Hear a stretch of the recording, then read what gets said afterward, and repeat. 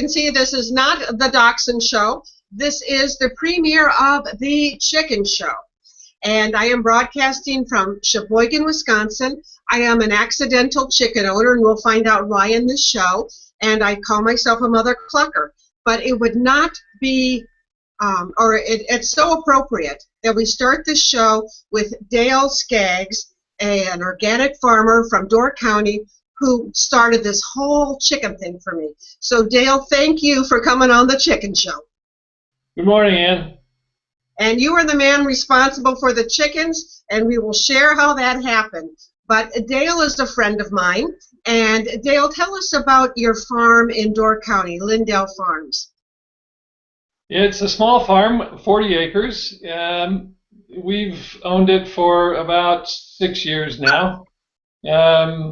Much to be done just to bring it back to life. It was a much abused old farm. Got a lot of great history. The house is a log house with a frame addition, but dating from somewhere near 1900.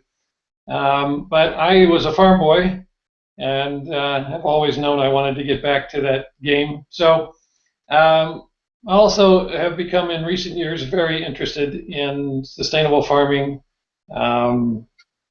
perennial polyculture kinds of farming. If you know the names Michael Pollan and Wes Jackson, that's just a couple of the people that I keep track of. And if you want a more poetic view of the land and what it means to us and how we should use it and respect it, there's always Wendell Berry, who has been a big influence on me as well. So the farm has been essentially a test plot so far in terms of growing. I was an Illinois farm boy, and down there the black dirt is 12 to 20 feet deep, or at least it was when I was a boy. So Door County is sitting on a limestone escarpment. The soil is utterly different from what I grew up on.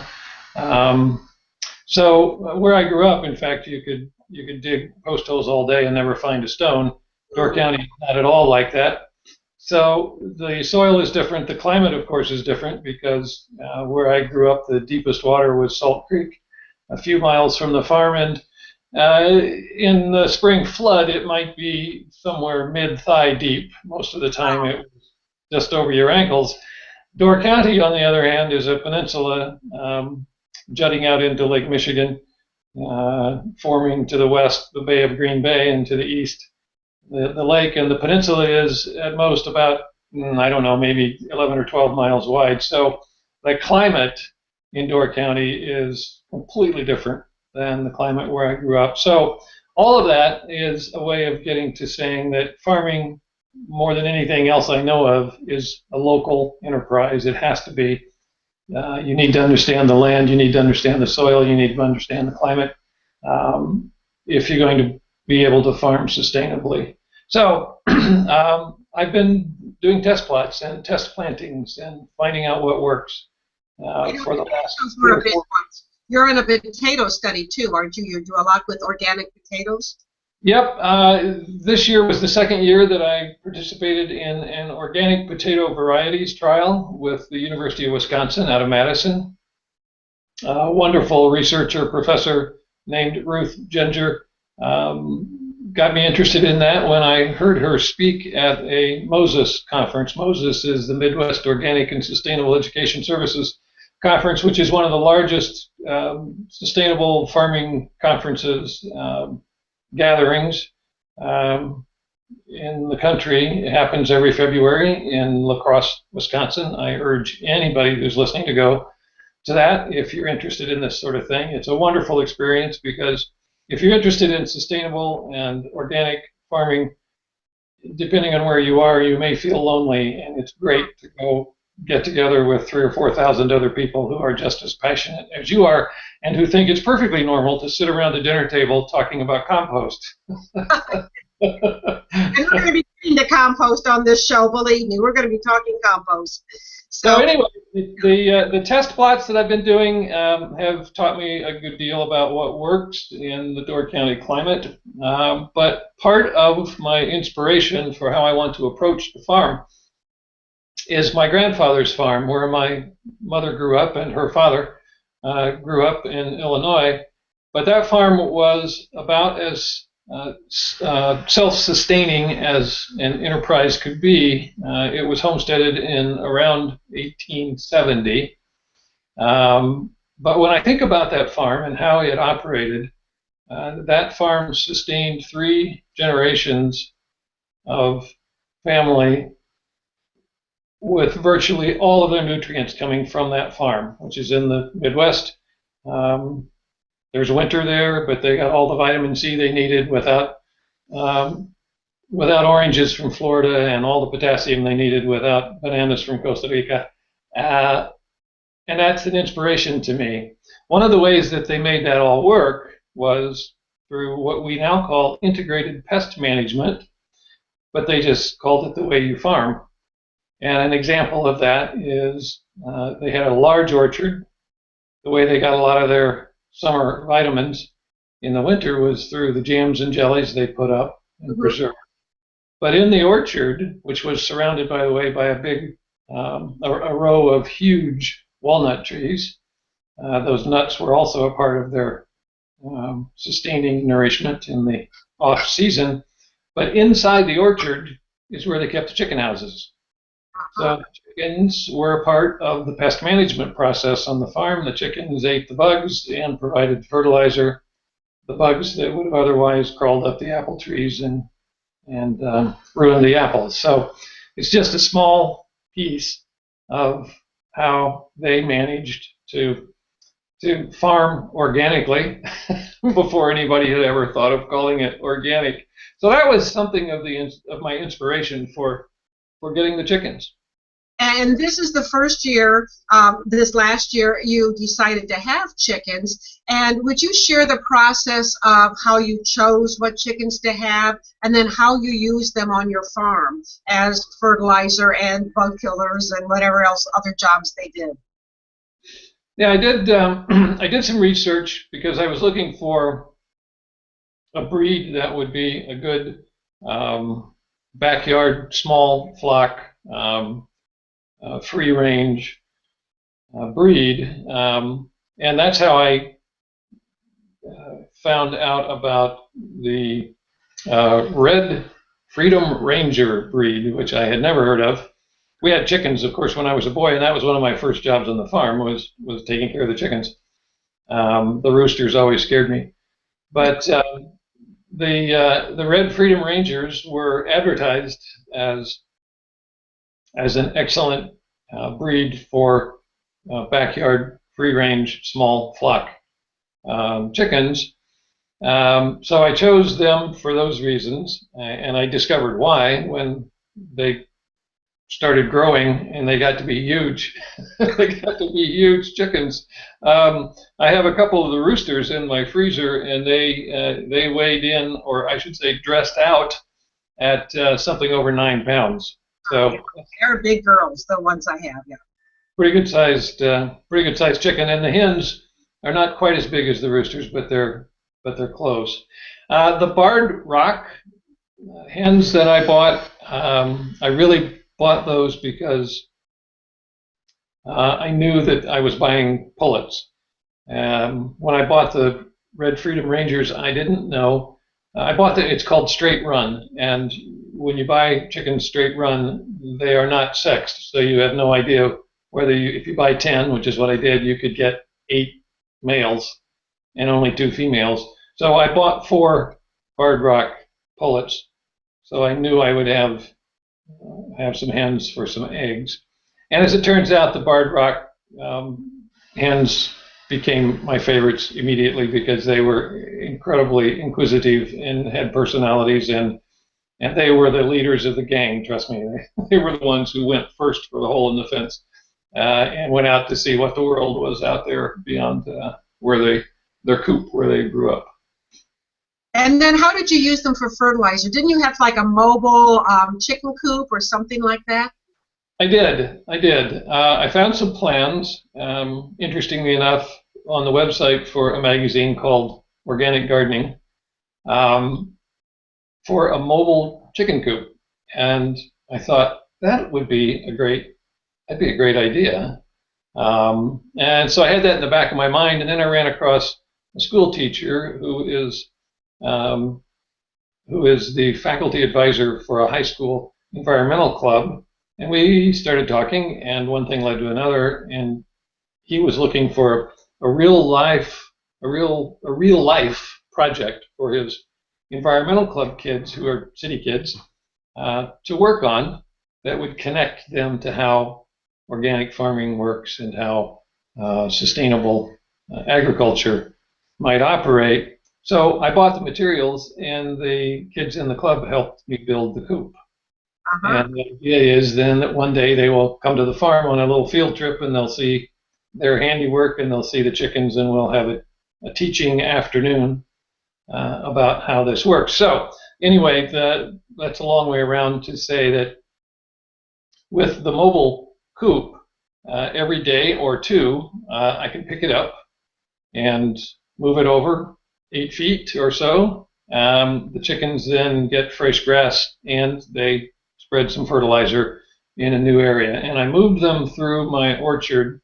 It would be about a 6 or 8 week cycle to move them around. This is when they were still relatively small, but chickens are birds, and birds go home at night to roost. So once they were acclimated to the neighborhood, the orchard, I was able to then open the gates in the end of the little portable coop and let them range free. And they seldom went too far beyond the confines of the orchard. Occasionally, they would find their way into my garden, and I discovered the hard way that they love goji berries. Um, goji That's berries Goji berries was one of the. Say again. because of the color, maybe too. Is that what you think what attracted them to begin with? Well, probably, yeah, at least in part. But then they tasted them and said, "Yay, these are good." Chickens are, um, well, they're like any animal. They have a pretty good sense of what's good for them, and if goji berries are as good for us as is claimed, they must be pretty good for chickens too. No wonder they're super chickens. Yeah, yeah. Uh, Go ahead. The other thing I discovered quite by accident with my grandson, who came up to visit for a long weekend this summer, was that the chickens absolutely love the little seed pods on asparagus plants. They look just like a pea, basically. And my grandson and I were just playing around one morning early. He was out with me while everybody else was still sleeping. Um, and we moved to the chicken coop so he could see how that worked. And it happened to be pretty close to the asparagus patch. And I just, on a whim, said, let's get a sprig of one of the asparagus plants and dangle it in and see if the birds would like to have a little of that. And it was the funniest thing in the world watching my grandson laugh. He was literally rolling on the ground laughing because we would hold one of those little fronds, fern-like things of the asparagus with the little seed pods on it at the top of the cage, and those chickens would do a standing high jump to get those seeds. And I had never seen that before. I thought it was pretty funny too, but my grandson just fell on the ground laughing at this. And having chickens, backyard chickens, or yours are small farm chickens, what a wonderful experience for kids to see where eggs come from and to be part of that too. So your grandson is really going to grow up with a wealth of memories as well. He went back home to his suburban little daycare school, and we heard later that he was telling great farm stories for several weeks. But yeah, I think it's important for children to have a better understanding of where their food comes from and why it's important that we think carefully about how we grow that food. That's one of the reasons why I was interested in working with the kids from the environmental club in the high school out in Wauwatosa, because they well, to put it bluntly, they don't have a clue Mm-hmm. where their food comes from, or what it takes to produce food. And I think there are dangers in that. So one of my sort of pet causes, I guess, about how I'm trying to do this is I'm looking for ways to involve young people, perhaps young people who would like to farm, and help them find ways to get connected to that process and to learn how to do it. And there are some organizations that are working on this, but one of the huge obstacles for young farmers now is how to find the resources to buy land, in particular, because it has become so expensive, particularly in areas that are anywhere near a metropolitan area, which there's the conundrum. The land becomes incredibly valuable because you could build a shopping mall on it, and yet at the same time, we need, if we're going to do anything like local food, we need that land near the metropolitan areas to grow the food. So we just have to be thinking about ways to try to attack some of those problems, and that's another part of what I'm working toward with my farm. I love that. I love that. And I think knowing you has sparked an interest in me. And when I first bought my house, I wanted the smallest piece of property I could have so I wouldn't have to take care of it. But now that I've developed this love of chickens, thanks to you, and now I have my compost pile, I'm thinking, well, a little bit more property wouldn't hurt. But the challenge is to take what I have and make it productive. And you may wonder then why I know his chickens so very well, so very intimately. And Dale, how did I come to know your chickens? Well, in addition to the farm in Egg Harbor, we also have a home in Milwaukee, and we spend more of our time in the winter in Milwaukee. And that's kind of hard to take care of a flock of chickens remotely. So I was looking for a winter home for the hens, and you made the mistake, Anne, of saying one day, well, maybe they could come live with me. And the rest is history. The next thing you knew, And so people say, did you always want chickens? I said, no, one day I just said maybe they could come live with me. And so I have 5 of his Red Freedom Rangers, and they are very big girls. This is my little dachshund puppy, who is intrigued by them. He's the same color, so he's gotten locked in the chicken pit or chicken coop before, and they all gang up on him because they're much bigger than he is, and they keep him in his place. And then I have his one little barred rock, who is the leader of the whole gang. And Dale was kind enough to come up and build a chicken coop inside, a chicken coop outside. You've been giving me chicken lessons. And then in the spring, the girls are going to go back to you, and you'll have some egg layers.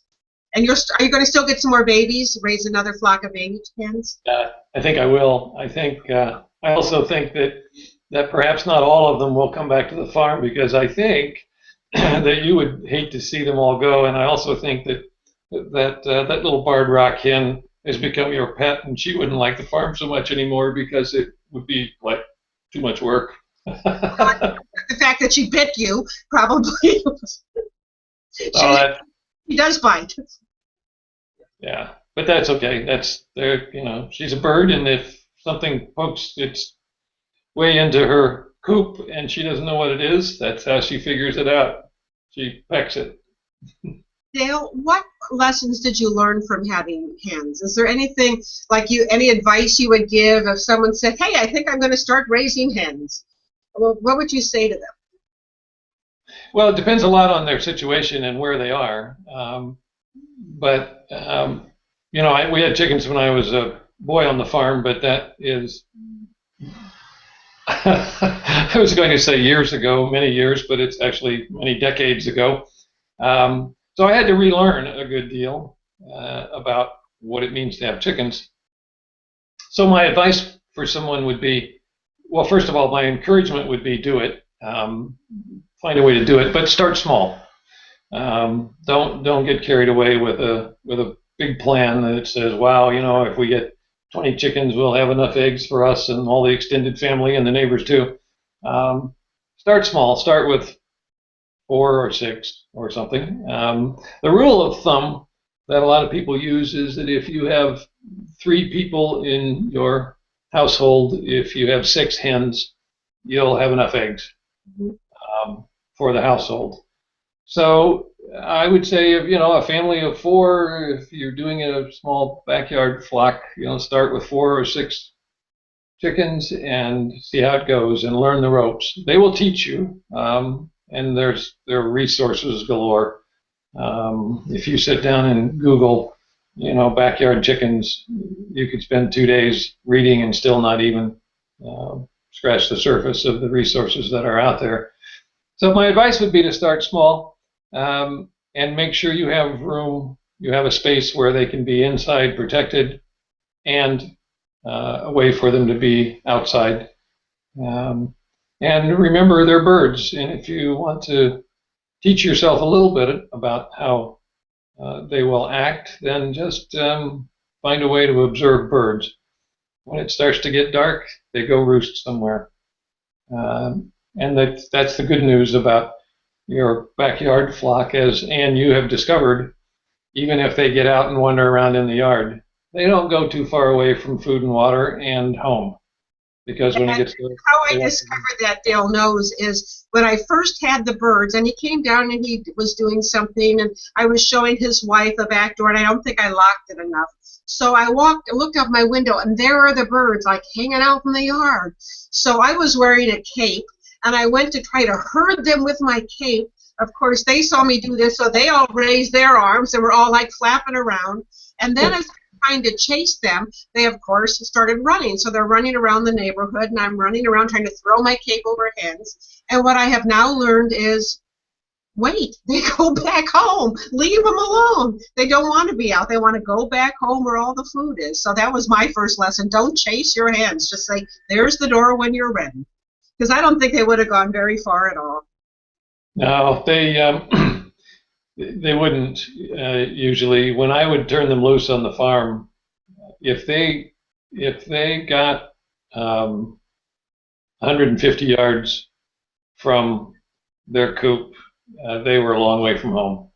It was pretty unusual to find them anywhere beyond that. Once in a while, 1 or 2 of the barred rock hens, who were the most inquisitive, would launch themselves a little further away. They found, interestingly enough, about the furthest they would go, they found the backyard bird feeders that we have, and of course the small birds, songbirds that we feed at the feeders, scatter a lot of seed around on the ground, and the chickens became my cleanup crew for that, which was pretty interesting. They loved whatever it was that the small birds were dumping onto the ground. But yeah, they don't want to go too far from home. And I suppose if a neighborhood puppy decided to chase them, they might lose their heads and run off in the wrong direction. But mostly they'll try to go back home if they can. Right, and I guess Riley's giving them lessons, because when he comes out, they chase him away. So far they're twice his size, and they just tell him, go play somewhere else. So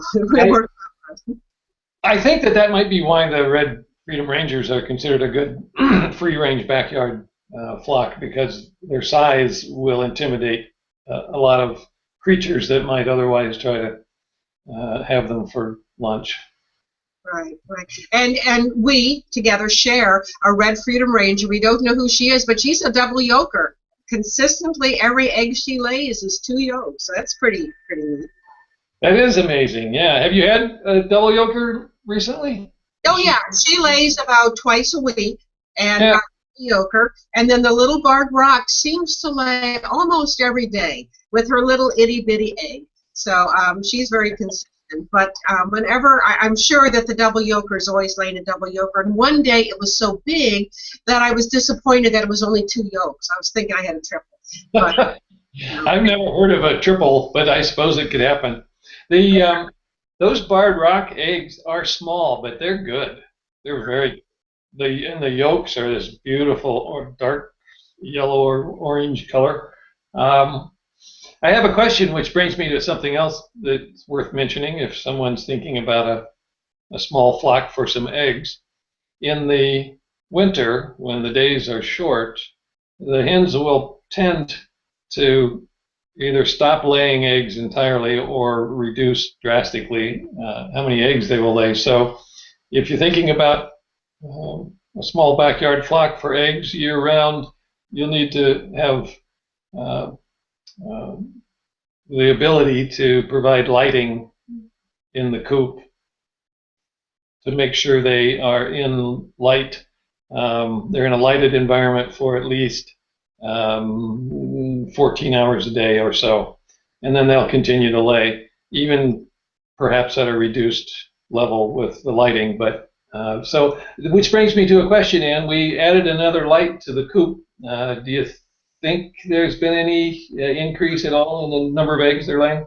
My question is, did you extend the 14 hours, or did you just extend the power of the light with the two lights? Are we still 14 hours? Because I don't know when it comes on. It seems like it's on a little later, but they come on together about the same time?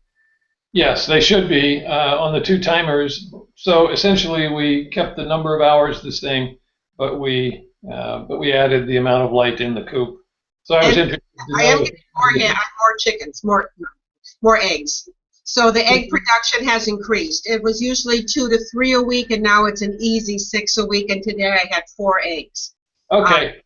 So the production has increased with the extra light. Good, good. There was a bit of an experiment, and I thought it would, but I wasn't sure. So good. That's good. And what I'm learning, I'll have to keep track because we go through a lot of seed. And Dale has fed the hens organic food, and I'm giving them organic food as well.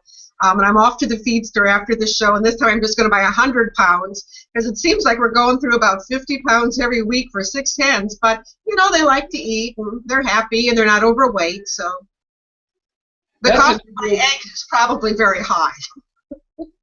Yeah. But on the other hand, if you go buy organic eggs in the grocery store, they're not cheap either. But interesting. I'm going to keep better track at how much they're eating because it does seem like this is my 3rd trip to the feed store, so we'll see. Yeah, I would be surprised if they would go through 50 pounds in a week, but perhaps. That's another thing to know if you're thinking about a small backyard flock.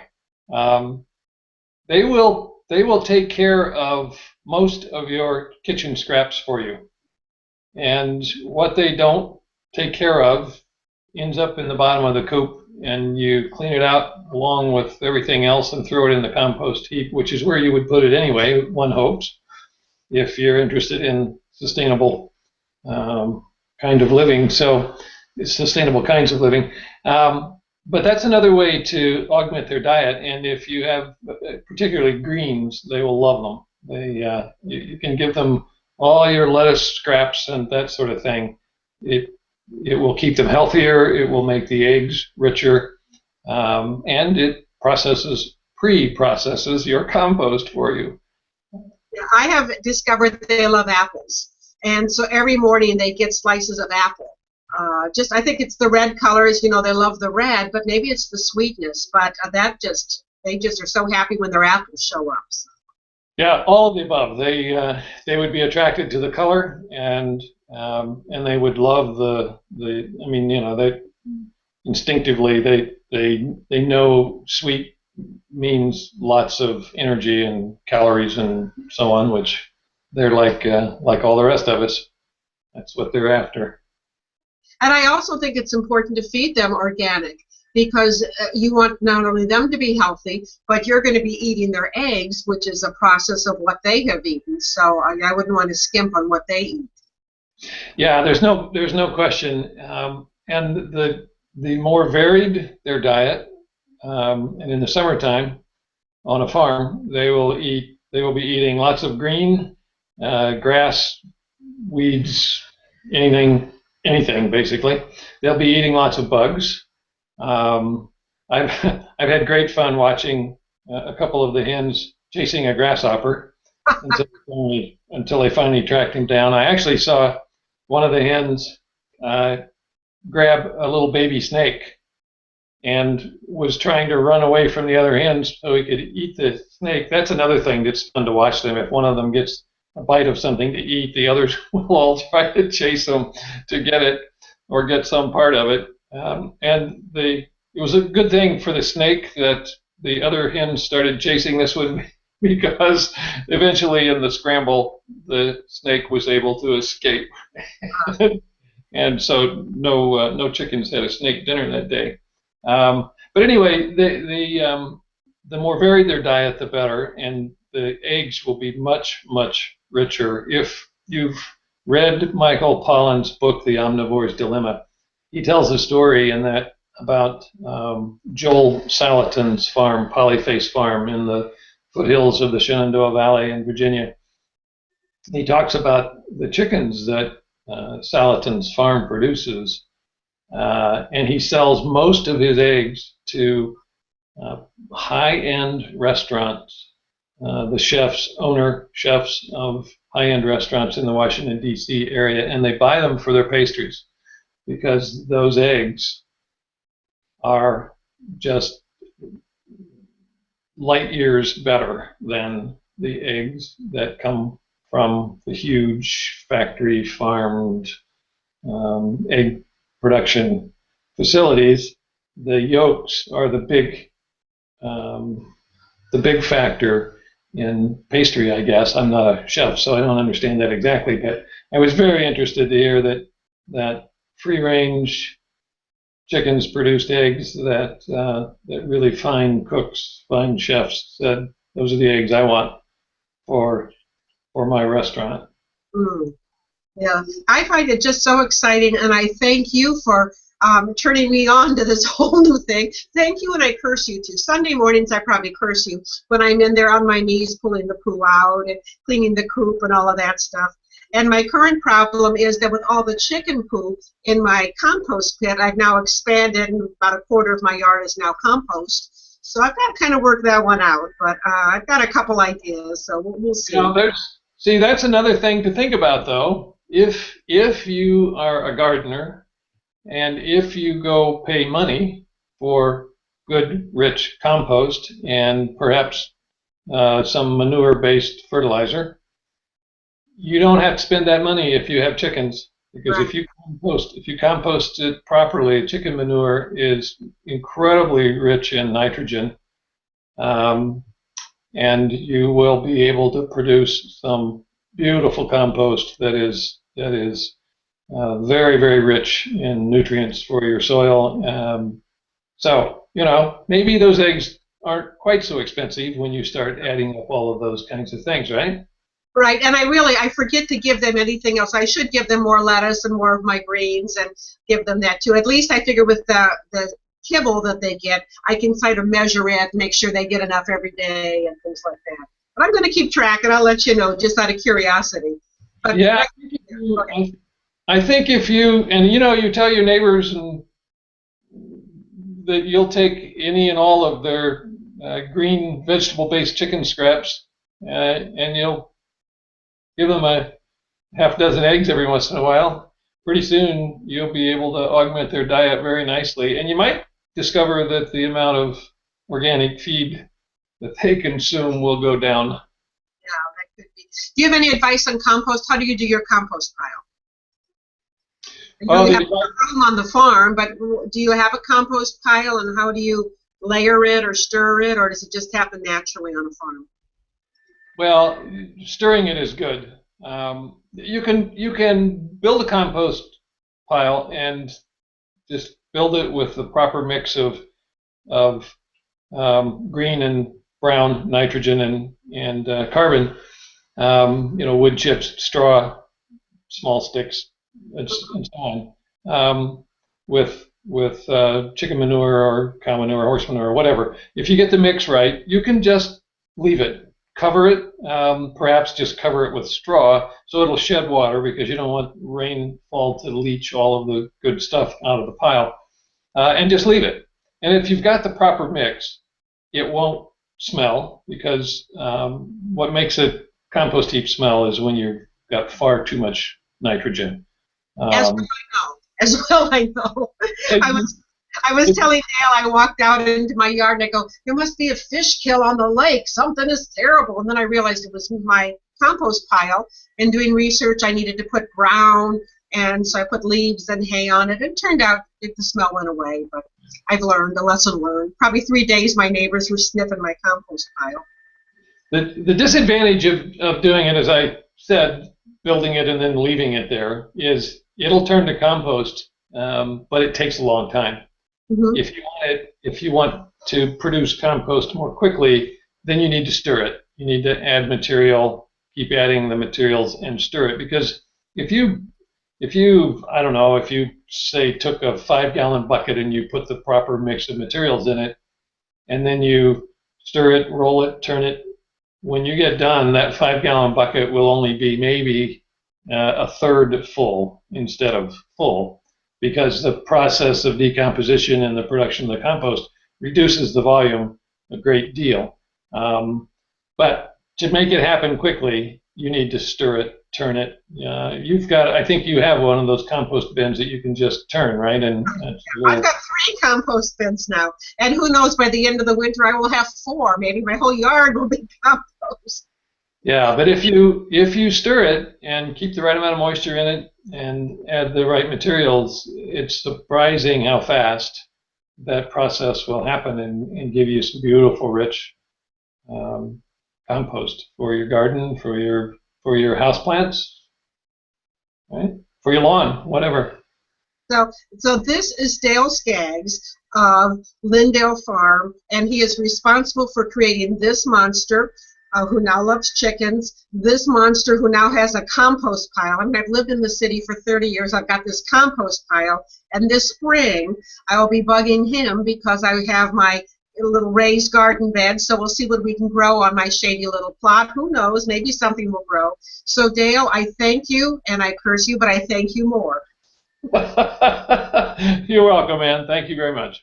And thank you for being part of this show. And I would still like to tap your brain for some sustainable farming. So you may not have seen the last of Dale Skaggs if I can catch him. He's a busy man, hard to catch, but I'll track you down, Dale.